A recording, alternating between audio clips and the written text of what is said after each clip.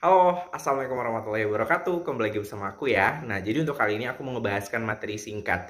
Materi yang ngebahas tentang public speaking ya. Nah, untuk di sini banyak orang yang bertanya ya, Kak, sebenarnya untuk public speaking itu apa sih yang harus kita pahamin biar kita bisa berani untuk ngobrol di depan orang banyak? Baik, aku akan bahaskan di sini ya. Nah, hal yang paling harus kalian ketahuin dalam public speaking ini adalah kalian harus bisa ngelakuin hal yang paling penting dalam diri kalian, yaitu percaya diri. Nah, kalau udah percaya diri, maka kalian juga harus pahamkan nih cara teknik vokal kalian penyampaian materi terhadap para audiens. Yang ketiga, kalian harus lebih gesturnya untuk dimainin agar penyampaian pesan ke para audiens itu lebih cakep ya. Nah, yang keempat, kalian harus lebih komunikatif. Aku akan bahaskan nih satu persatu dari tahapan simple untuk melakukan public speaking. Nah, untuk yang pertama, public speaking kita harus percaya diri. Kenapa sih kita harus melakukan suatu public speaking, berbicara di depan para audiens itu harus punya percaya diri yang kuat? Sekarang begini, kalau kita nggak percaya diri, kalau kita ngerasa kita nggak bisa ngapa-ngapain, terus kita ngerasa terintimidasi di depan audiens, maka apa yang akan kita sampaikan, materi yang kita sampaikan kepada mereka itu tidak akan berjalan dengan baik. Itu sebabnya kita harus percaya diri. Nah, jadi percaya diri itu yakinkan diri apa yang kita pikirkan, apa yang kita akan sampaikan itu tersampaikan ke para audiens kita.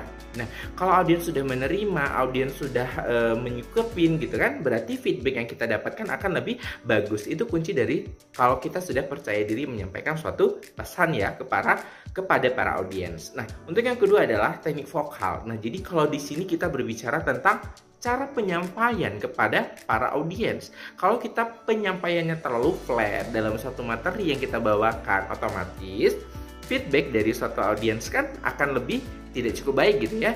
Nah, tapi kalau misalnya kita menyampaikan suatu materi yang udah kita kuasain, tapi teknik vokal penyampaiannya untuk membuat para audiens lebih semangat, maka feedback yang akan kita dapatkan lebih bagus. Benar ya? Nah, untuk yang ketiga, kita bicara tentang gestur. Kalau bicara tentang gestur kan otomatis caranya kita berkomunikasi dari segi bahasa badan ya, bahasa tubuh, gesturnya, cara gerak kita, apa yang kita sampaikan itu lebih terarah gitu ya. Terus gesturnya kita pas banget untuk penyampaian kepada para audiens, maka kita akan berhasil. Sehingga public speaking yang kita sampaikan di depan mereka itu akan lebih berhasil juga dan feedback yang kita dapat akan lebih bagus sehingga percaya diri kita akan lebih meningkat. Nah, untuk yang keempat kita harus lebih komunikatif. Bicara tentang komunikatif nih. Kalau kita ngobrol di depan orang banyak, kalau kita nggak komunikatif akan lebih repot ya. Jadi banyak hal yang harus kita temui pada saat kita melakukan public speaking di depan audiens kita.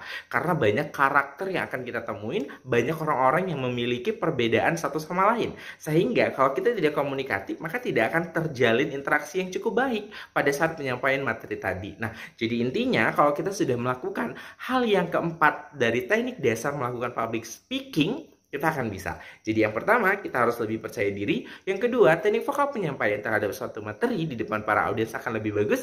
Yang ketiga adalah gestur tubuh kita dalam penyampaian suatu materi terhadap para audiens. Yang keempat adalah lebih komunikatif. Semoga bermanfaat ya guys. Terima kasih sudah menonton. See you, bye-bye.